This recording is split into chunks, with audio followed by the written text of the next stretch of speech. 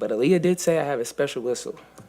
And she shot 13 today. She said the last game I had a special whistle, which is cool. We just got to play better defense, make her look a little difficult, and kind of go from there. When a superstar loses her cool on the biggest stage, the entire league takes notice. Aaliyah Wilson has built her reputation as the face of the WNBA, a two-time champion, an MVP, and the pride of Las Vegas. But after Indiana's shocking upset in Game 4, the spotlight wasn't on her dominance. It was on her meltdown. And the one person who captured the attention of fans everywhere wasn't even wearing a Fever jersey that night. It was Sophie Cunningham, the fiery voice who had no problem saying exactly what everyone else was thinking.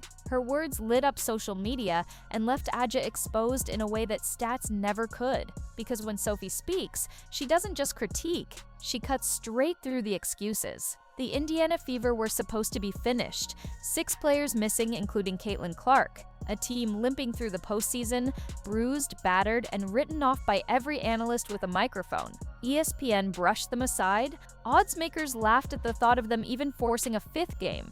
The Aces, a dynasty in the making, strutted into Gainbridge Fieldhouse expecting to sweep the floor with Indiana and get back to their comfortable rhythm. Instead, they walked straight into a storm. From the opening tip, Indiana played like a team with nothing to lose. Aaliyah Boston turned into an anchor in the paint, locking Aaliyah Wilson into chains while still dropping buckets of her own. Kelsey Mitchell torched Vegas with her jumper, every shot hitting like a hammer against the champion's confidence. And Lexi Hull, back screaming with pain, dove into every loose ball and refused to let Jackie Young breathe. By halftime, the swagger that usually drips off Vegas was gone. They weren't the bullies anymore. They were the ones scrambling. The moment that told the story came late in the game. Becky Hammon, usually calm and calculated, burned a timeout she didn't even have. The whistle blew, the technical was called, and the camera cut to the stunned faces on the Aces bench. That wasn't just a mistake. That was a crack in their composure, a signal that Vegas was unraveling under the weight of pressure they weren't used to feeling. Indiana fed off that energy, and when the final buzzer sounded, Gainbridge exploded. The 6th seed, missing its biggest star, had just dragged the two-time champions into a winner-take-all Game 5. The Fever weren't supposed to be here, but they were. And they didn't just win on the court. They won the mental battle, too. Which brings us to Aaliyah Wilson. Instead of standing tall after a tough loss, she did the opposite. She turned to excuses. She threw shade at officials, sneering about Aaliyah Boston having a so-called special whistle because she went to the line 13 times. She acted like Indiana's grit and toughness were irrelevant, as if the game had been stolen rather than earned. And Becky Hammon piled on with her post-game comments about free throws, sighing into the mic and spitting out, "They shot 34, we shot 11. Next question. It was pure frustration. No accountability, no breakdown of what went wrong, just irritation that the whistle hadn't tilted in their favor like it usually did. To fans, it sounded like whining. To players, it sounded like weakness. That's when Sophie Cunningham's voice broke through the noise. She didn't sugarcoat. She didn't dance around it. Sophie did what she's always been known for, calling things as they are. Her reaction to Wilson's meltdown was sharp and unapologetic. Sophie mocked the idea of blaming refs when a team gets out-hustled and outplayed. She clapped back at the tantrum, making it clear that greatness isn't about free throws, it's about composure when the lights are brightest. And fans loved it. Social media exploded with clips and quotes, celebrating Sophie for saying what so many were already thinking, that the so-called MVP had embarrassed herself with excuses. The beauty of Sophie's response is that it wasn't just about one game. It was about culture. Sophie has built her entire reputation on toughness, grit, and fearlessness. She's the type of player who never backs down, who isn't afraid to mix it up, who wears her emotions on her sleeve but channels them into fire. When she saw Aaliyah pointing fingers instead of taking responsibility, it was the perfect moment to remind the league of what true leadership looks like. And it didn't take a lengthy speech. It just took a few blunt words, delivered with conviction, to flip the narrative. Suddenly, instead of debating free throws, the conversation turned to maturity, composure, and who's really built for pressure. Fans couldn't get enough. Comment sections filled with laughter at Wilson's meltdown, with countless voices echoing Sophie's sentiment. "Cry more," one fan wrote. "All excuses," said another. Even longtime supporters of the Aces admitted it didn't look good, because when you're the face of the league, the standard is different. You don't get to collapse under the spotlight and blame officials.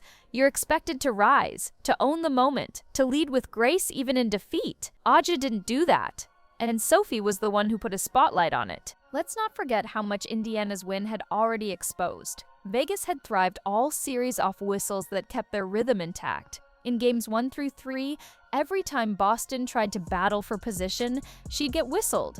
Every time Mitchell played tight defense, she'd get called for a hand check. The Aces lived at the line, padding stats, keeping control.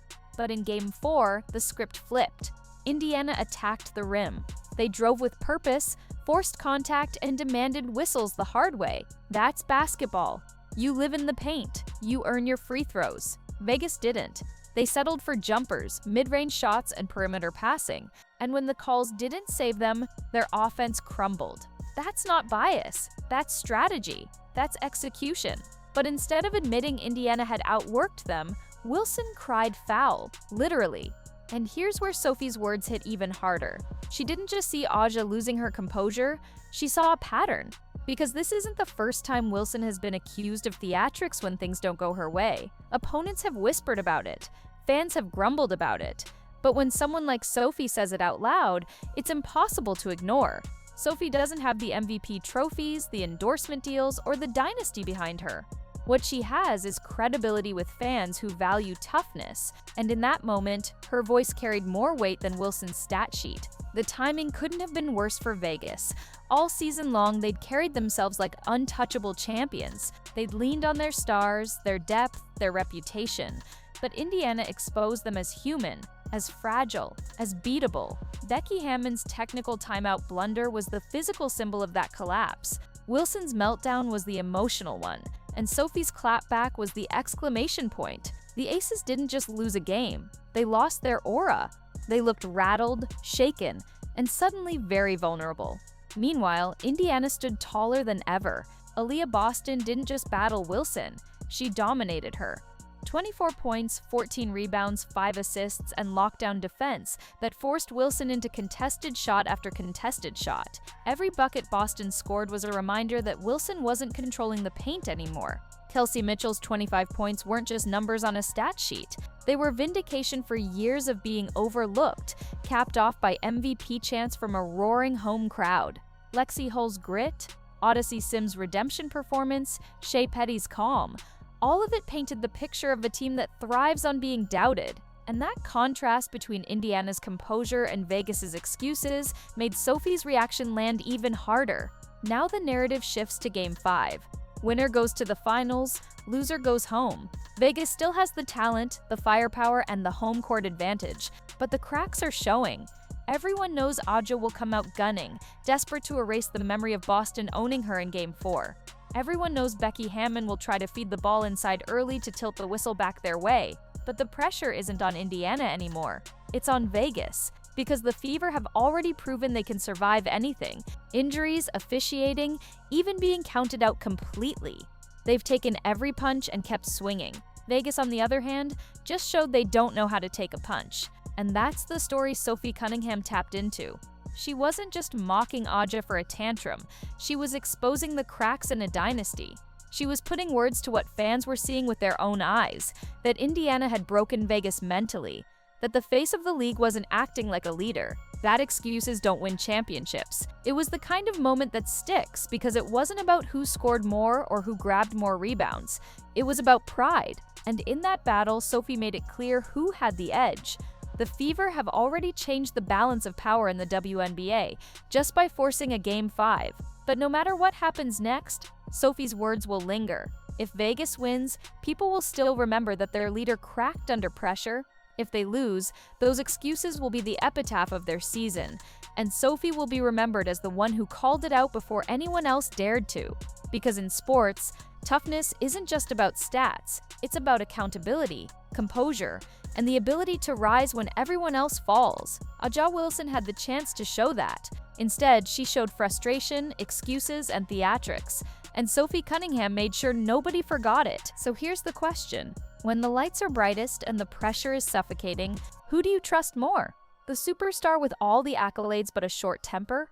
Or the fighter who says the quiet part out loud? One game will decide the finals. but Sophie might have already decided the narrative. What makes Sophie's reaction so powerful is that it didn't come from a place of jealousy or personal rivalry. It came from her identity as a player who has built her entire career on toughness. Sophie Cunningham isn't the star plastered across every billboard or the name tossed around in MVP conversations. She's the grinder, the one who scrapes her way into the spotlight by refusing to back down. When she speaks on effort, composure, or leadership, it carries weight because she lives it. That's why fans didn't just hear her words about Aaliyah Wilson, they believed them. It's one thing when critics or analysts call out a player for whining, it's another when it comes from someone who's been in the trenches, who understands the grind, and who doesn't have the luxury of excuses. Sophie's voice cut through because it came from a place of authenticity. And it's not the first time she's been that voice. Sophie has a history of fiery takes and moments where her bluntness became a story of its own. Whether it was getting under the skin of opponents with her scrappy play or firing off post-game comments that sparked debate, she has never shied away from speaking her truth. Fans know what to expect from her. Honesty, no matter how uncomfortable it might be. So when she turned her attention to Wilson's meltdown, it landed like a thunderclap. It wasn't just commentary, it was a reality check. Think about how rare this moment was. Aaliyah Wilson, one of the most decorated players of her generation, reduced to complaining about free throws after her team was outplayed. This is the same Aaliyah Wilson who's been celebrated as a role model, the one who talks about representing the league with pride, the one who's supposed to be the standard bearer for professionalism. And yet, instead of setting the tone, she unraveled. Fans expect more from her. Teammates expect more. Even rivals expect more. Which is why Sophie's comments carried the sting of truth. They exposed the gap between Wilson's image and her actions. The timing couldn't have been worse for Aaliyah either. The Fever's win wasn't some fluke or miracle. It was built on fundamentals. They didn't rely on luck. They relied on heart. Aaliyah Boston outmuscled her every trip down the floor. Mitchell's jumper was automatic. Odyssey Sims carved up the defense like she was playing with house money. Every Indiana player on the floor contributed, and they did it with discipline. Meanwhile, Vegas folded. They settled for contested shots, let their frustration mount, and unraveled when the whistle didn't bail them out. For the reigning champs, it was a brutal look. For Sophie, it was proof. And she put it into words that no one could ignore. Now let's zoom out. This isn't just about one playoff series, this is about perception. In sports, perception often matters as much as results. The Aces have been painted as a dynasty in the making, loaded with stars, trophies, and swagger. But the moment you're seen as soft, the moment excuses replace accountability, that aura starts to crack. Opponents stop fearing you. Fans stop respecting you. Media starts circling like sharks. That's what Wilson's meltdown risked doing.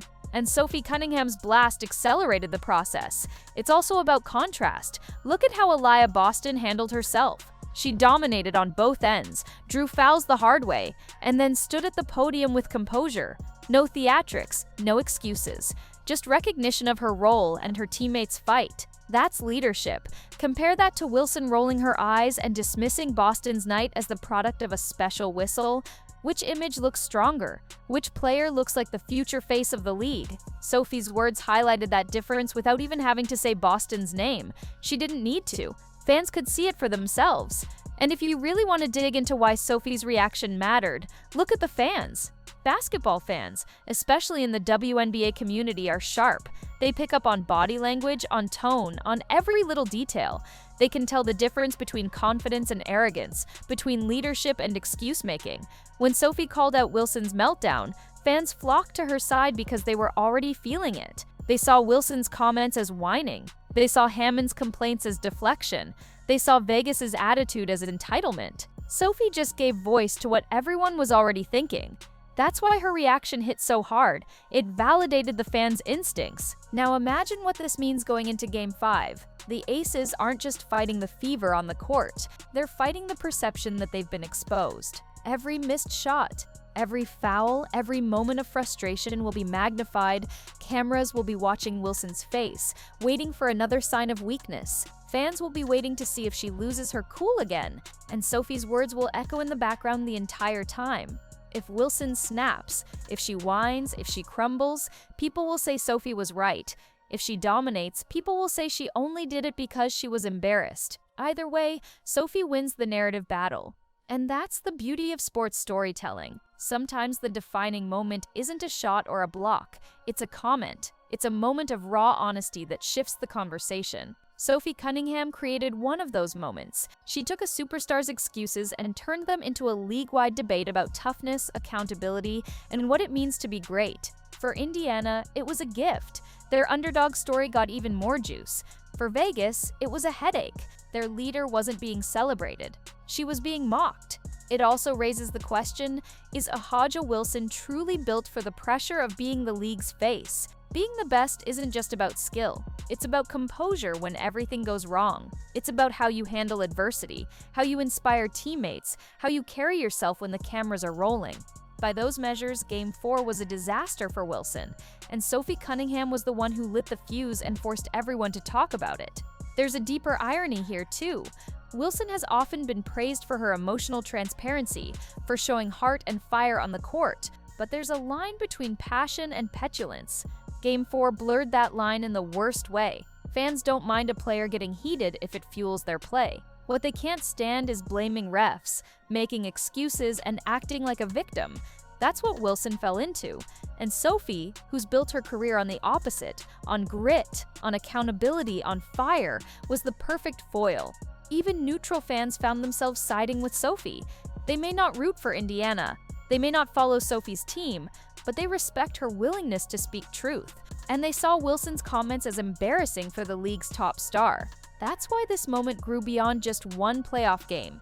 It became about image, about leadership, about who deserves to be celebrated and who deserves to be checked. And let's not forget, the WNBA thrives on storylines like this. Rivalries, feuds, fiery personalities. These are the things that drive engagement, that pull in casual fans, that make headlines outside of the box score. Sophie Cunningham blasting Aaliyah Wilson after her meltdown isn't just a subplot. It's the kind of moment that gets clipped, shared, debated, and remembered. Years from now, people will look back at this series and remember not just the games, but the words that came after. So here's where we stand. The Fever are one game away from the finals. The Aces are one game away from humiliation. Aaliyah Wilson is one outburst away from confirming the criticisms. Sophie Cunningham has already stamped her voice onto the narrative. No matter what happens in Game 5, that's not going away. If Indiana pulls off the upset, Sophie will look prophetic. If Vegas survives, people will still remember that their leader cracked under pressure and had to be defended by excuses. Either way, the story has shifted, because Sophie Cunningham didn't just call out a meltdown. She exposed a truth that cuts deeper than a box score. Toughness isn't about numbers. It's about how you carry yourself when the world is watching. And in Game 4, the underdogs carried themselves like champions, while the reigning champs looked like pretenders. Sophie just had the guts to say it out loud.